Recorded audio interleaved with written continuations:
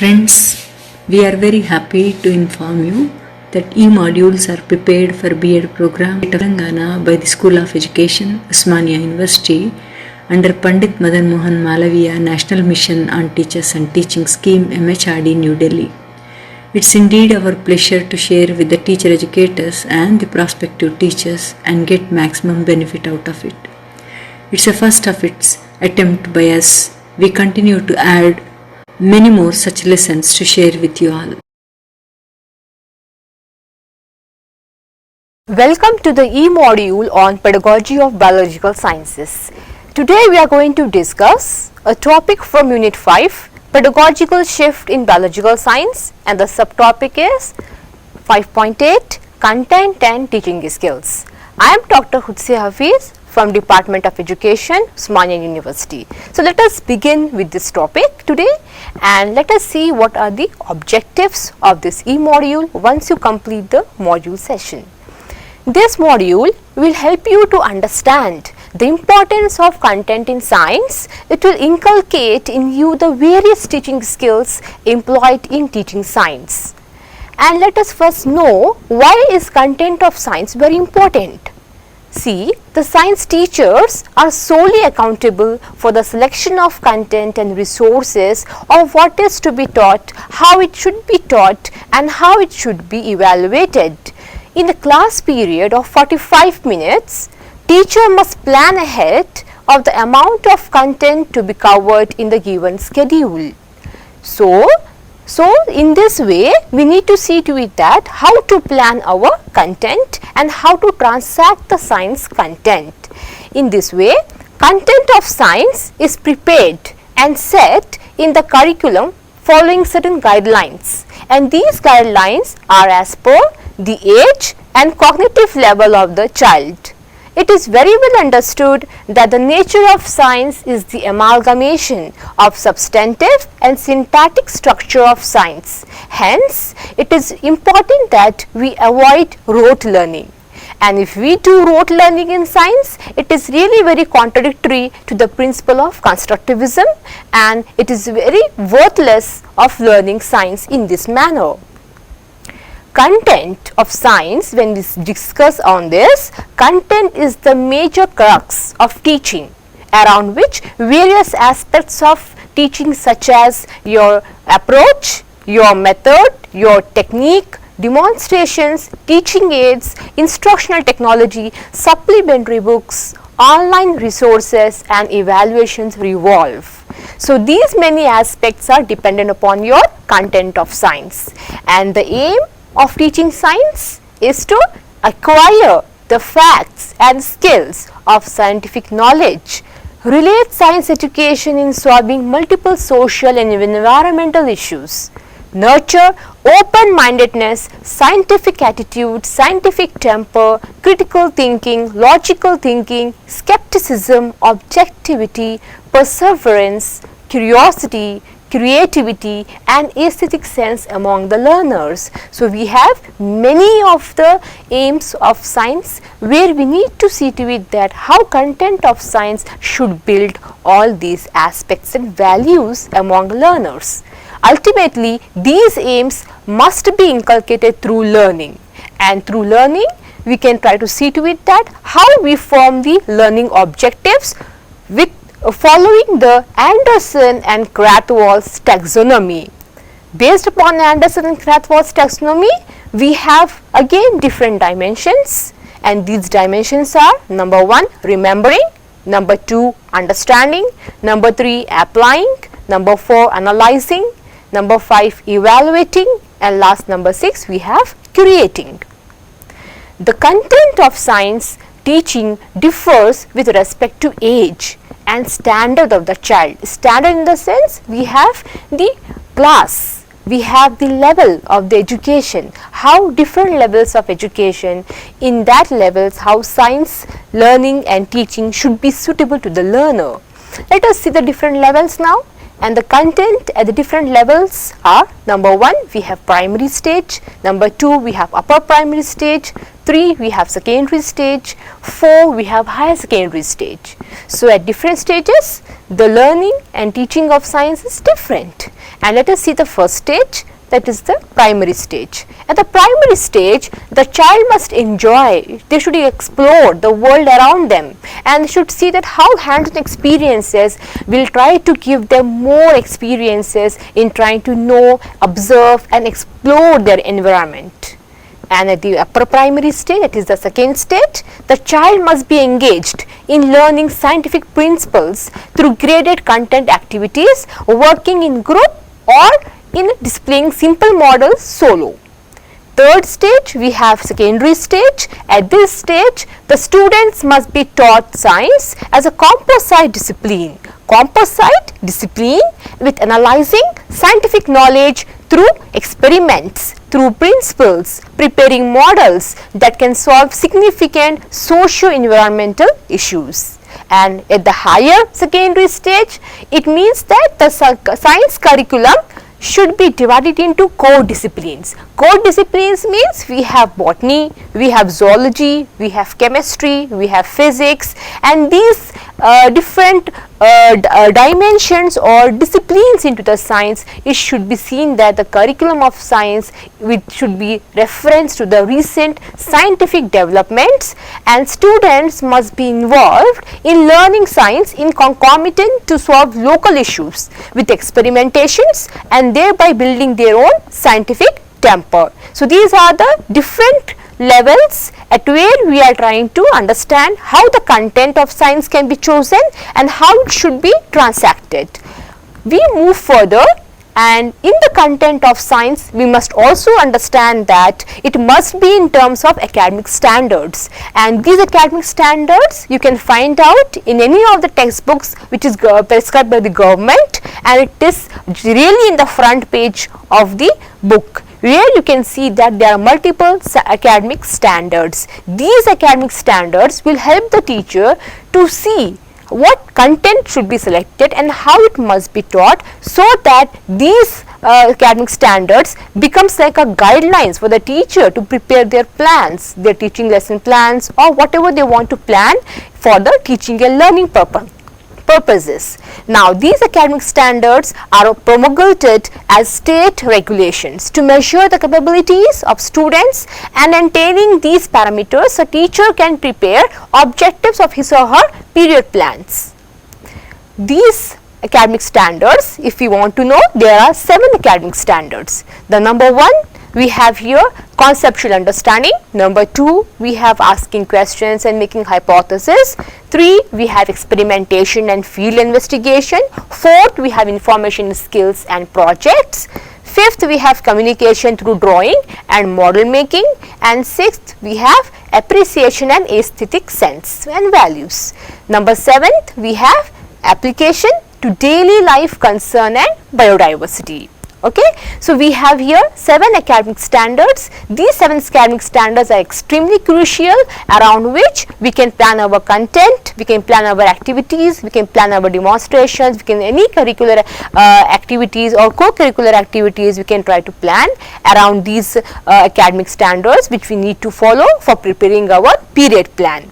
And hence it is an important to see to it that how the selection of the content of science is a paramount responsibility of a science teacher, and it acts as a fundamental material through which student acquires the thorough scientific knowledge. Yet it also functions as an evaluator of teaching science, and how we are trying to teach, those skills are also becoming as a evaluator. So we can see to it that how best the content of science can be tried to make us more proficient in our teaching skills. So when we are going through with the content of science, it is giving us the material of how to transact it, what to transact and why to transact. Apart from that, it will also become as a functioning way in evaluating our teaching skills. So content is a material to evaluate the teaching skills. Let us now see what are teaching skills. If you want to know what are teaching skills, it's very important to see that it is an extremely proficiency in the teacher which a teacher can develop. These are certain kind of behaviors, interrelated behaviors which are used by the teacher. Every action by the teacher in a classroom is determined by certain teaching skills. These skills are a set of interrelated behaviors necessary for achieving the planned instructional objectives or academic standards. Whenever a teacher wants to plan a lesson or a period plan, the teacher can try to see to it that how she has to behave in the class with that content. So, content of son is one of the important factor when we are using for teaching in the class. Apart from that, how we transfer the content, that is mostly depending upon the teaching skills. And let us see the teaching skills here. We have 6 fundamental skills of teaching, as we can see. The first one is skill of introducing the lesson, second skill of explaining, third we have skill of stimulus variation, fourth we have skill of reinforcement, fifth we have skill of probing questioning, sixth we have skill of using blackboard. Let us see one by one each of the skill thoroughly and in detail. Let us start with the first one. Before I start with the first skill, let me also tell you that there is a teaching skill rating scale. Okay, so once we are going for teaching skill rating scale, what is this rating scale and why is it required? So, when we are practicing these many 6 teaching skills, the teacher is expected to be proficient in teaching skills to transact the selected content, resulting in the achievement of instructional objectives. So, here the teaching skill rating scale is for the purpose of how far the teacher has been proficient in her teaching skills. So, it is one of the method to understand how far the teacher has acquired proficiency over the different teaching skills. So, this teaching skill rating scale, it is a scale which is developed upon 5 points. We have 5 points there. We have point 1, point 2, point 3, point 4 and point 5. It is from point 1 poor to the point 5 the higher level of achievement, that is excellency. And this 5-point rating scale, it acts as an assessment criteria for quantitatively assessing the teacher's skills upon the components which are qualitative in nature.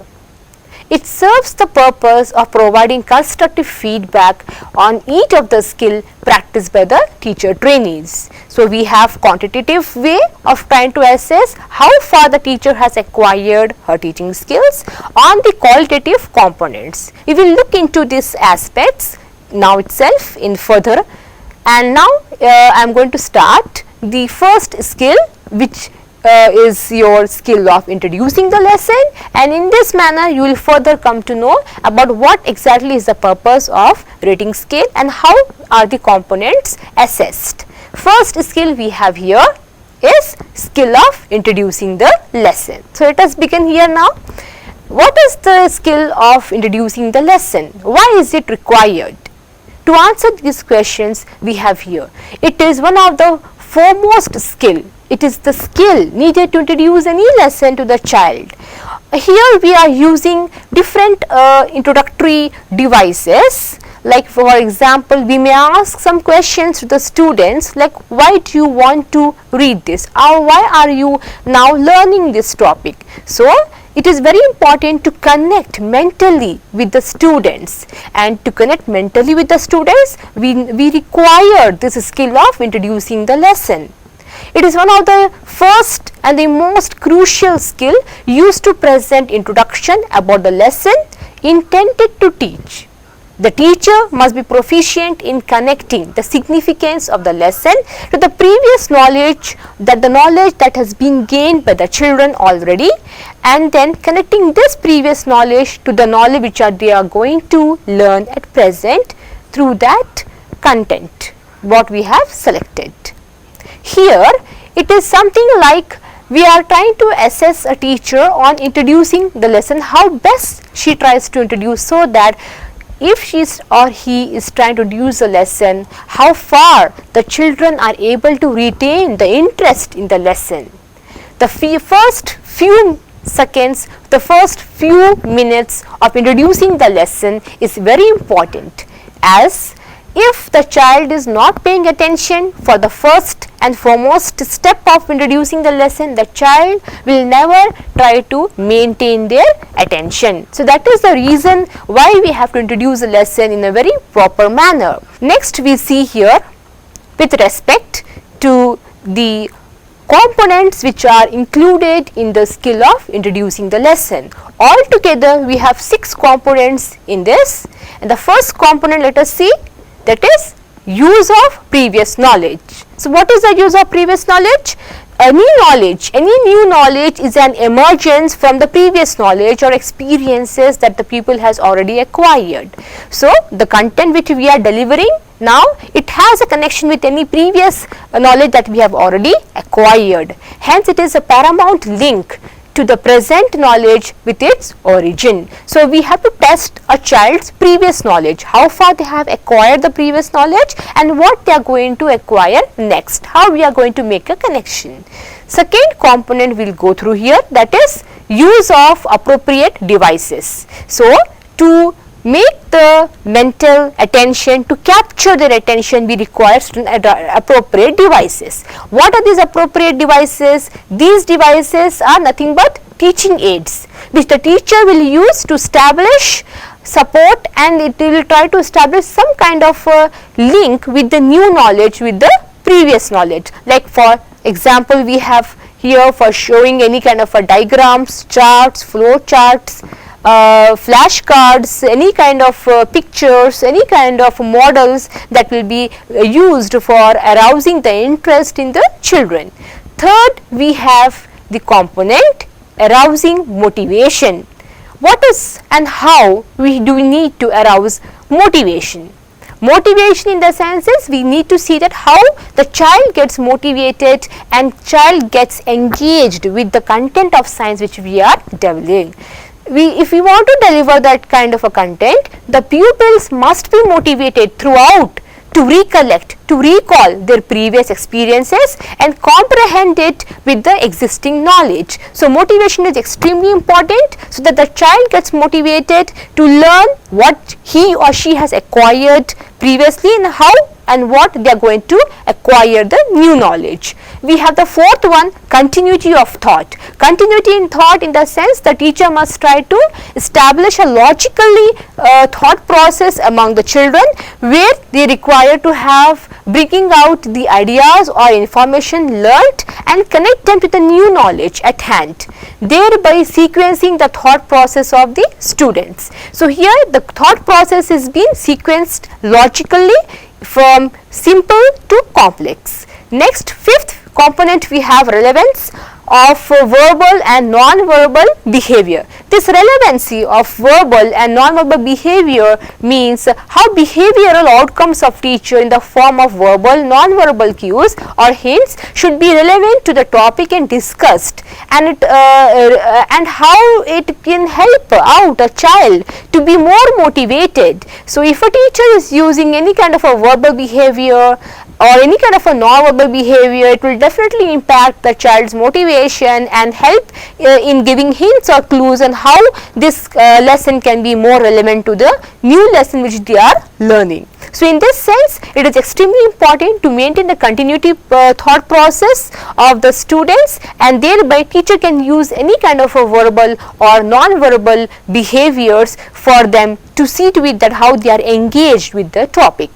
Lastly, we have the sixth component here, topic declaration. So ultimately now the teacher must disclose the topic what she is teaching about, and then its significance to the scenario in the present situation to the students. So these are the 6 components that we have learnt for the skill of introduction. Now these 6 components are going to be rated upon a rating scale. So one side all the components are written, all the components are there, and then we have the 5-point rating scale. We have the first one the poor, second one as average, third is good, fourth is very good, and fifth is excellent. So like this, for every skill we will be having a rating scale. One side all the components, and on the other side we have to rate all these components quantitatively on the 5-point scale, and then for each component we have to assess how the teacher has performed and give the rating out of those numbers. Next, let us see the skill of explaining. Next, or secondly, immediately next to the skill of introduction, we go into the explaining skill. This explaining way is a method where the teacher can acquire different methods, approaches, techniques to translate the content in a more in-depth manner. So, for this we are using the skill of explaining, and it should make the pupils to grasp the new knowledge, concepts, principles and hands-on experiences with the activities, experiments or demonstrations, as science is an amalgamation of theory and practice. So, just saying the theory is not going to work out, and only practice is also not going to work out. So, that is the reason we are trying to mix theoretical aspects with the practical aspects, and how we are trying to explain what theory they have learnt and how to implement the theory in the present scenario or in the local specific situations. So, the teacher is expected to use coherently interrelated statements suitable to the pupil's age, grade and content intended to be taught. So, whatever the explaining links that we are using, we need to use depending upon the child's age, at which level the child is studying, whether it is at the primary level, secondary or higher secondary, and what content is to be transacted. Altogether, in this skill of explaining, we have 7 components. The first component here we have is using appropriate beginning. The teacher shall try to use appropriate beginning statements to capture and retain the concentration of students towards the lesson taught. So, if we are using the best beginning, that will be retained throughout in the child's memory, and they will be able to give pay or more attention to our lesson. Second component is logical sequencing of presentation. Here we have to present our content of science in a logical way. Logical way or a systematic way means we are moving from simple to complex, we are moving from known to unknown. So, when we are doing this, the phenomena or concept should be seen that how it is logically being sequenced, moving in a general to specific direction.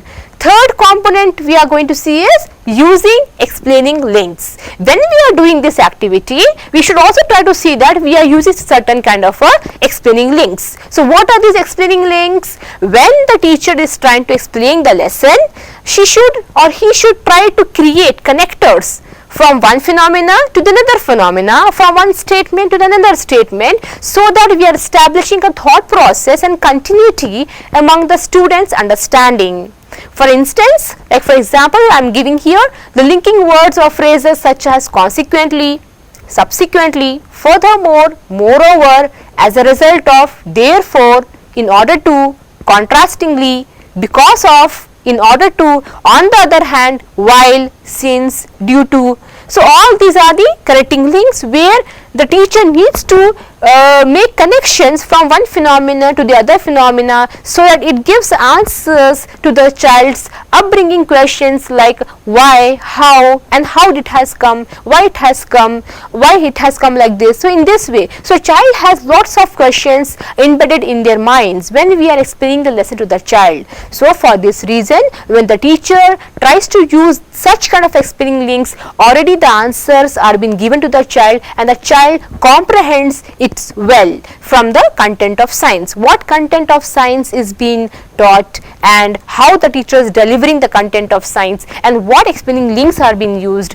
It is a very important factor over here, so that the content is transacted properly, efficiently, and the child will learn effectively.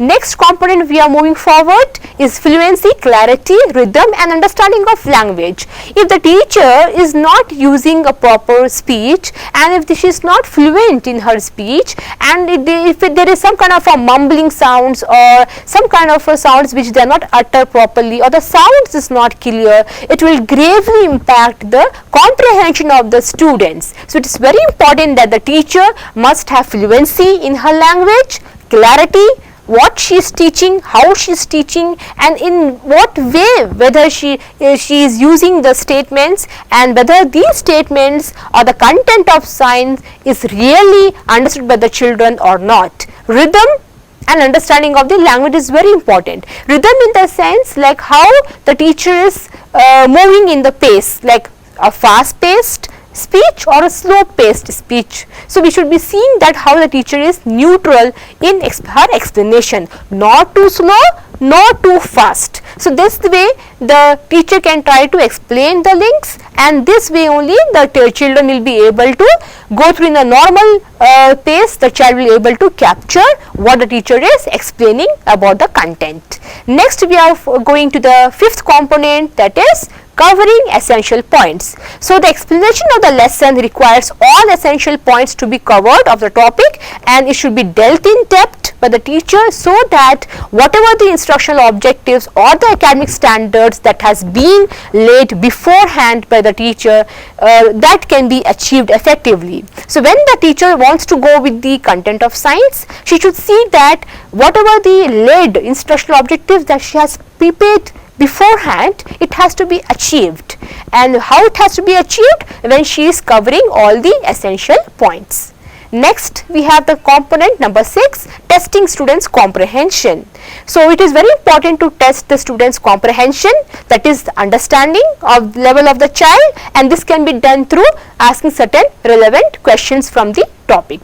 Next, seventh one, that is the last component here, is using appropriate conclusion. Once the explanation is done, there should be a concluding remarks, because it's important for the children to know what all the points that they have covered, what all the subtopics and the subheadings that they have covered. So in this way, summarization or conclusion of the particular lesson remains an important aspect, where they can try to again revise the whole topic in a short manner. So in this way, it is the last component of the explaining skill, and it revises the whole summary, concluding the whole summary, and it should be done in the concluding statements, using a proper concluding statements. Okay. And again we have a rating scale to rate the skill of explaining. Again we have the 7 components, and again it is done on the 5-point scale. Let us go with the next skill. The third skill here is the skill of stimulus variation. What is this variation in the stimulus? This is nothing but how we are trying to have a differentiation and a variation of the stimuli. A child has 5 senses. Every human being has 5 senses. Like we have ears, eyes, nose, tongue, skin. So these 5 senses will help out in trying to collect the information from the environment in the way of hearing, in the way of seeing, in the way of smelling, in the way of tasting and touching. So this is a stimulus. How are we going to use this stimulus variation? How we can use these senses in trying to make the children learn more effectively?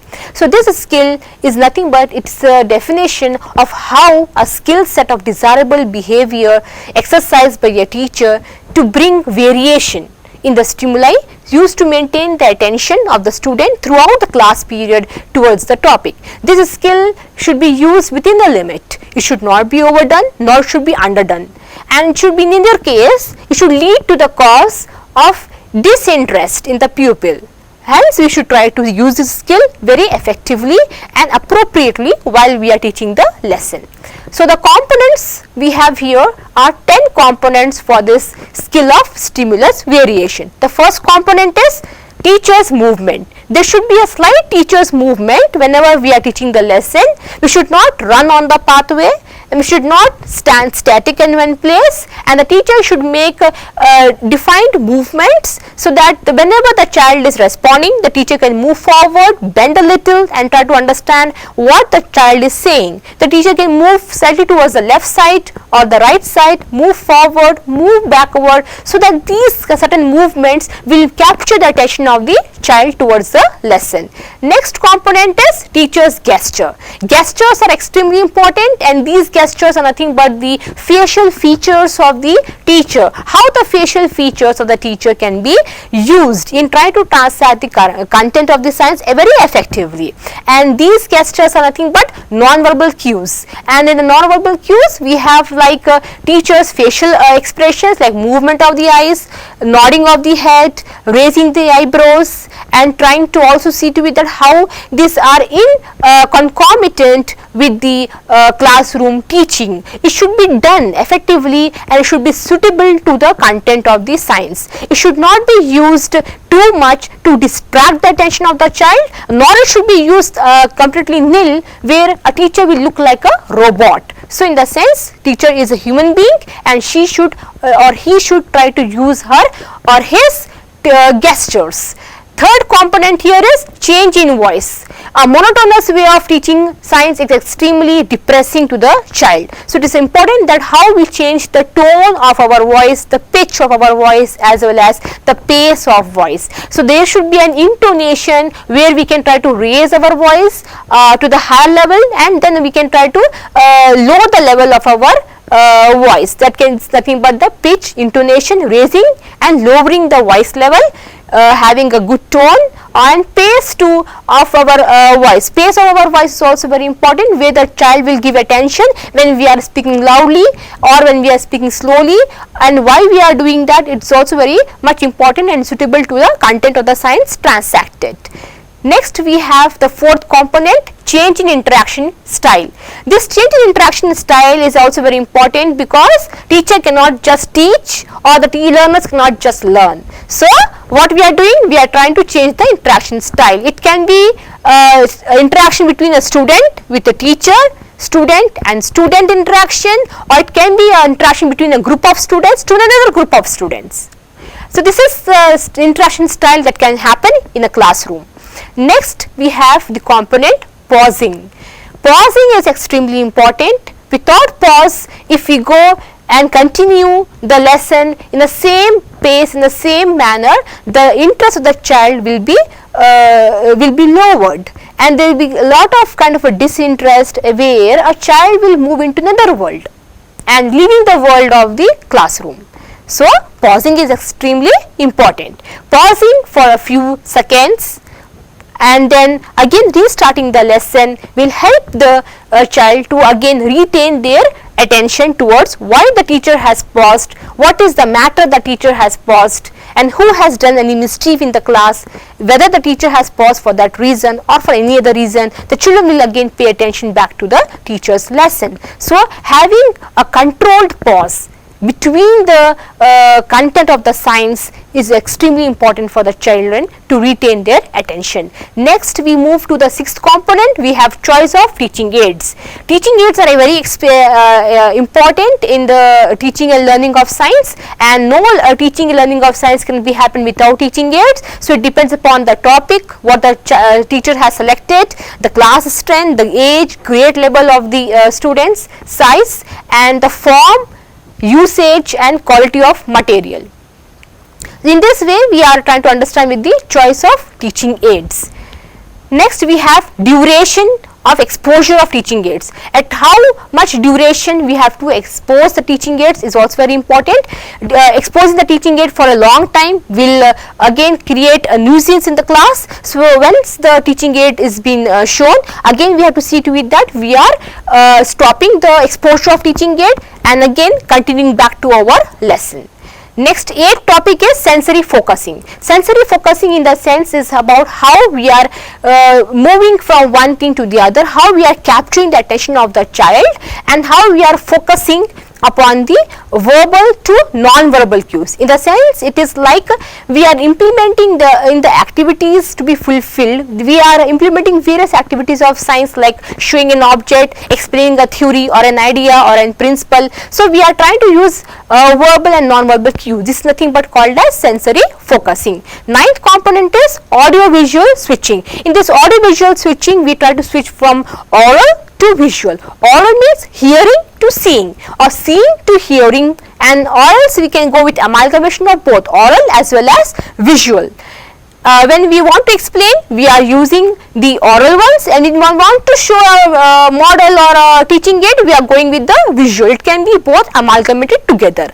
Next, the last component we have here is physical involvement of the students. Learning cannot take place without the involvement of the students. Hence, it is very important to engage the students in their way of doing any kind of activity like discussing, writing, dramatizing or demonstrating, experimenting, handling instruments. All these prove vital for the comprehension of the content of the science and capacity building of the students. We have here the rating scale as similar to the other rating scales. Okay, we have here the 10 components on one side rated on a 5-point scale. Next, we have the skill of reinforcement, which is the fourth skill. So, skill of reinforcement means how if we are fortifying the desirable behavior with pleasant experiences of the students, how we are prompting the behaviors which are acceptable by the teacher in the classroom, and how we are reinforcing those kind of behaviors, and how we are how we are trying to mentally get connected with the children. So, when we want to go with such kind of a mental connection, it is very important to go with skill of reinforcement, and the components of this skill of reinforcement are 3.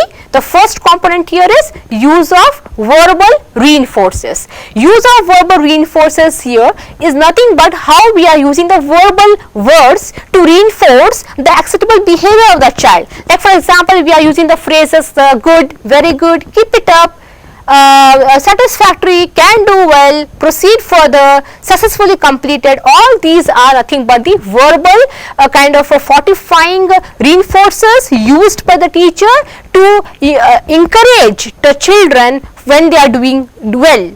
Or we can also use such kind of non-verbal reinforcer. This is the second component, use of non-verbal reinforcers. In the non-verbal reinforcers, a teacher can try to use just her facial expressions like nodding of the head, clapping, smiling and tapping the back of a student, making pleasant facial expressions, making eye contact with the student. All this comes under the use of non-verbal reinforcers. Apart from that, in between these two connections, we have here skill of also the use of extra verbal reinforcers. These extra verbal reinforcers are nothing but we are using such kind of a sounds like oh, ah, alas, wow. These are nothing but the extra verbal reinforcers which are becoming like a connecting link between the verbal and non-verbal reinforcers. So, we have here these 3 components of the skill of reinforcement, which are again rated on a rating scale on a 0.5, that is 1, 2, 3, 4, 5. 5-point rating scale for the skill of reinforcement. And then we are moving now to the next skill, the 5th skill, that is skill of probing questioning. Skill of probing questioning is very important because once we have done the explanation, it's very important to also to assess how far the child has learned the content. So, for this purpose, skill of questioning is very important. It becomes the base of achievement of our to understand how far the child has acquired the instructional objectives or the academic standards, and how far the teacher has been successful in trying to go with the instructional objectives or academic standards. So, in this way, the teacher should use a proper appropriate questioning based upon the content, age, grade level. It should be grammatically correct, logically sequenced, means from simple to complex, and it should be enough. Enough in the sense, it should be enough question should be posed to cover the entire topic which is being taught, and the questions which the teacher is going to be to ask, it should be in a proper speed, in a loud voice, directed to the entire class to evoke critical thinking among students. And the components for this probing questioning, we have 5 components. The first one is prompting. Prompting in the sense the teacher will give some hints or clues and ask simple questions in a logical way, where the child will be able to understand these questions and respond to the questions in a desired answers, desired responses. Next one, we have the component seeking further information. So, once the child has answered the questions which are simple, now we want to ask further information. So, additional questions can be asked for this purpose to elicit the information required for completion of the content. Third component is refocusing. Refocusing means if we have asked the question but the child has not understood the question, so we try to rephrase the question and we try to again refocus the question to the students in a simple manner, and we can try to see that how cause and effect relationships are being built in this, and how we can try to bring out contrasting features, provide illustration of the concept wherein we are giving them some kind of a hints in this, and we again refocus the questions to them so that they understand the questions and then they try to comprehensively answer such kind of questions.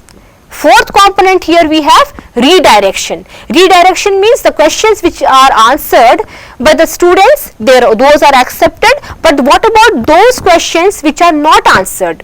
So the questions which are not answered by the students, it has to be redirected to the another student where he or she will respond, and once they respond it correctly, the previous student has to listen to the answer and then repeat the answer whatever they have not answered previously. So here we are trying to use redirectioning of the questioning, and then we are trying to elicit the responses and trying to also see to it that how we can collect further information.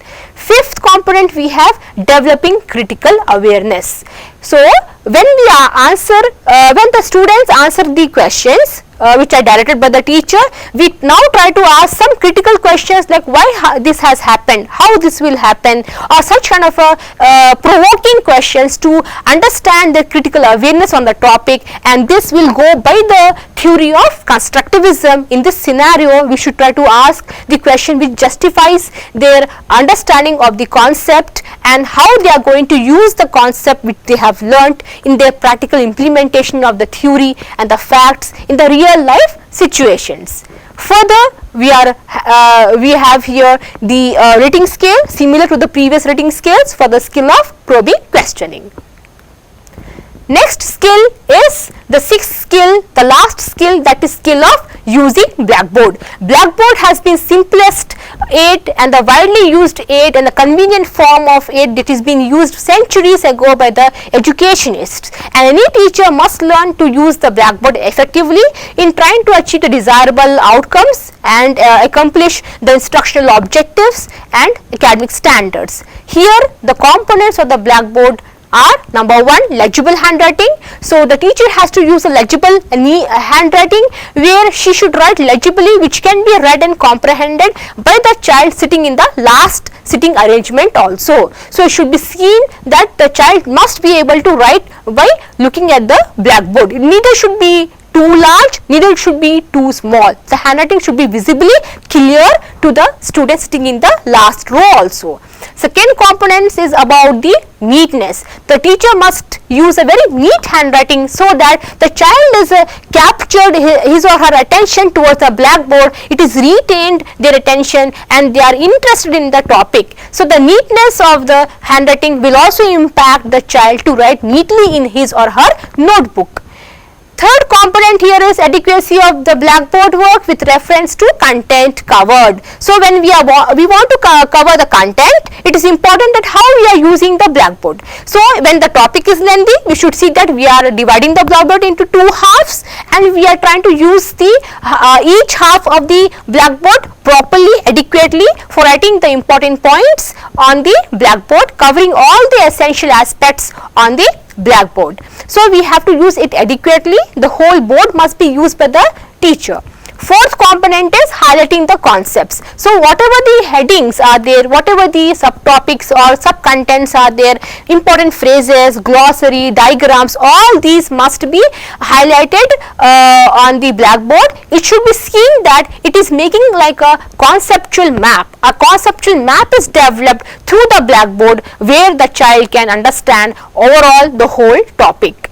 Fifth one, the last component of this skill of using Blackboard is illustration. So no science teaching is occurred without using any examples. So diagrams, life cycles, examples, formulae, all these are used. So the teacher must try to use different colored chalk pieces to label the diagram and also to highlight the important points on the Blackboard which retains the attention of the child.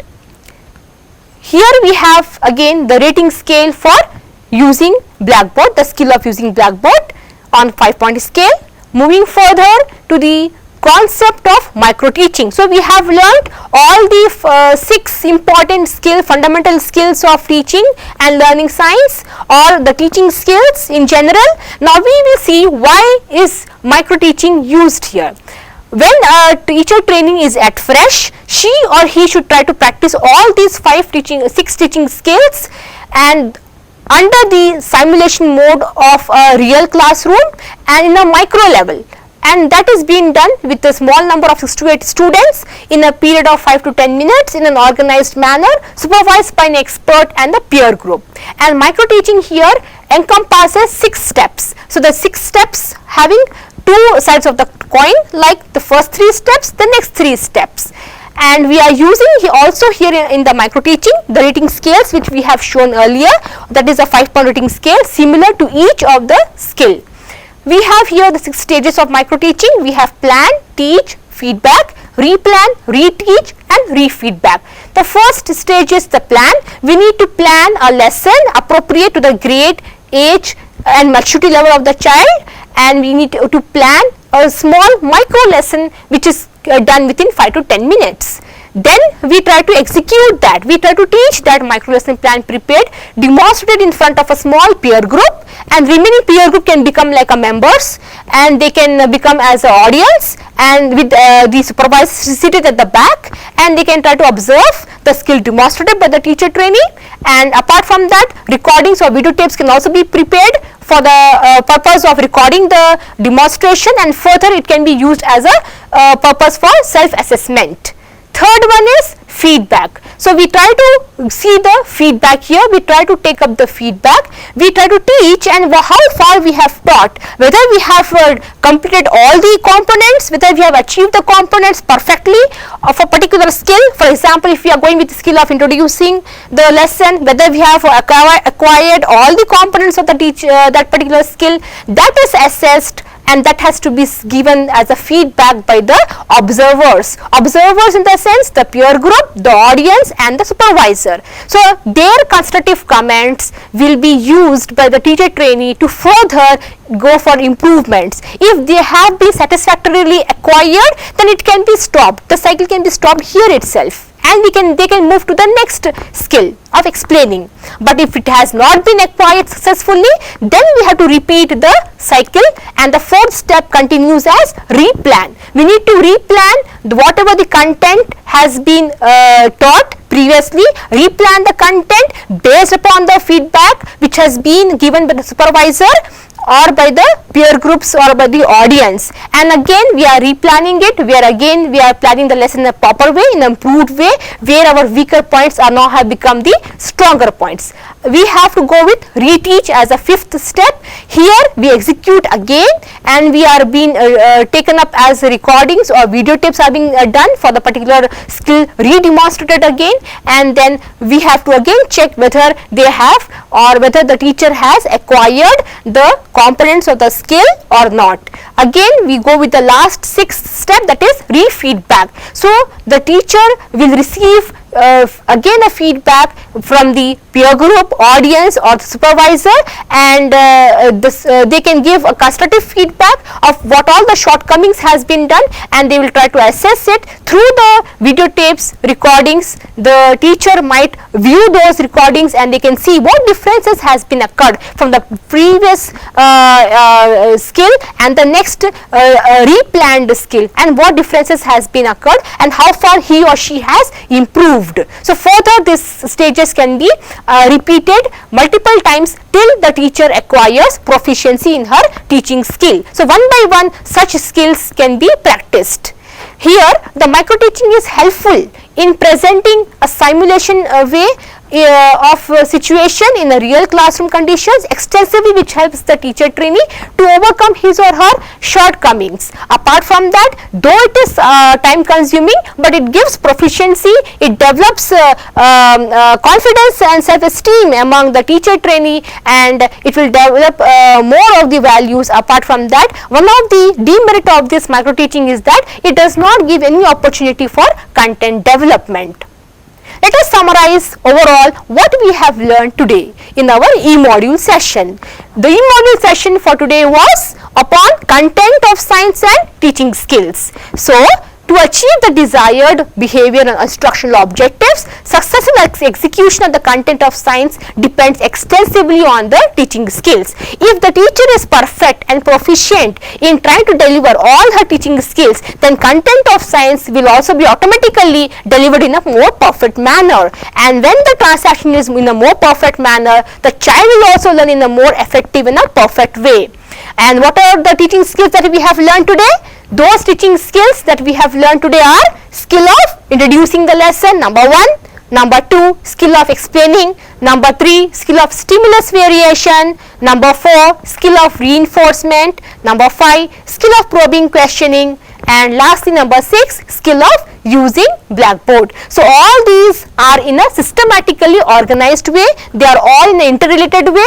They are the behaviors which in it has been seen that the teacher must acquire perfectly, and it is nothing but a teaching in a whole which has been divided into parts. Each of this skill can be thoroughly practiced in a scaled down version that is called as micro teaching, and this is a cycle of 6 steps.